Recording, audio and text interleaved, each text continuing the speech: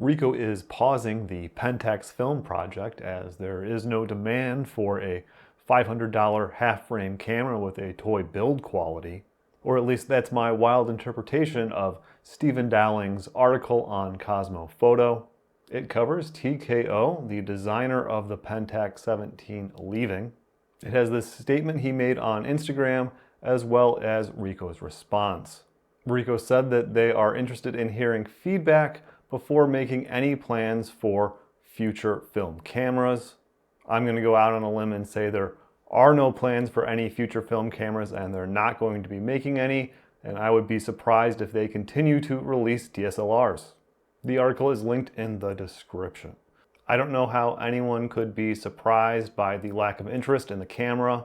The Kodak Ektar H35N is also a half-frame camera with a toy build quality, but it's only around $50. A couple of instant disposable cameras are $25. In use by someone that is going to be using probably their first film camera, those are going to offer a better experience because they have less features. Does anyone think that the first thing that someone is going to do when they get a new camera is read the manual and figure out what the exposure compensation dial does? No. If you had $500, which film camera would you buy? I know that I would go straight for a Nikon FM2N, and it would be cheaper. The Pentax 17 wouldn't make my top 100 list of film cameras that I would want to use. There are decades worth of used cameras out there that have better features, superior build qualities, more interesting designs, and they're cheaper. A bunch of them were even made by Ricoh. The time to catch the film fad was when Nishika N8000s were selling for $500. At this point, Ricoh isn't late to the party. The building has been condemned and demolished, and all that is left is a barren wasteland. People shot their 3 rolls of film, realized how expensive it was to get developed, and have moved on to vintage point-and-shoot cameras.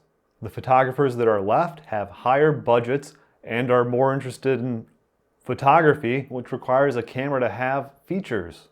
If Ricoh is going to stay in the camera business, they need to capture success like what they've had with the GR3. It's $1,000 and has been selling non-stop since 2019. That's because photographers consider it to be one of the best compact cameras ever made. It gets chosen over more expensive cameras that people own. It's constantly talked about and recommended, which is great free advertising. I mean, demand is so strong that it has even raised prices on older models, which is crazy because they aren't particularly reliable. Ricoh should have gone after a higher end segment of the market. Demand would have been more stable and the margins probably would have been better. The most obvious choice that would have made everyone happy would have been a K-mount SLR. The one caveat is that it would need to be better than the Pentax LX and come in around $2,000. I think that would appeal to film shooters, K-mount lens collectors, people that own K1s, and even influencers that are looking to make content. No one wants to make the same video reviewing a boring camera that no one has any interest in.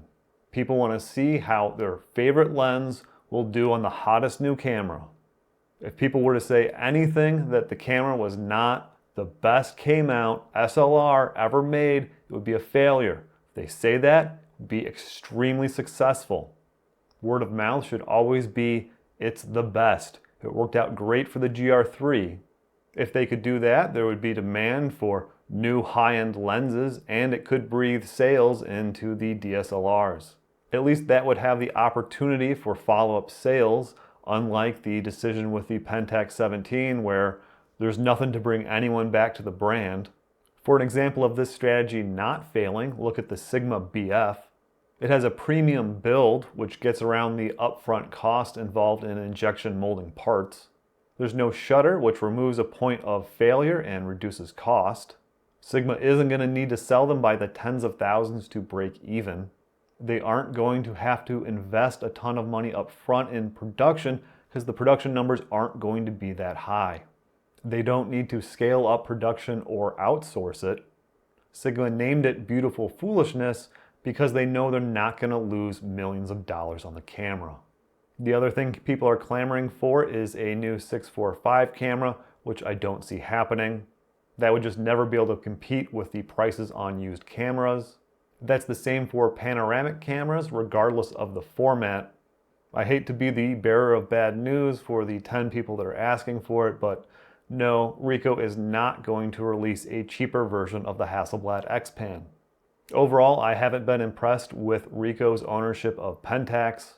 Right now they have the Pentax 17, 3 DSLRs, half a dozen versions of the GR3, and then some compact weather-sealed cameras.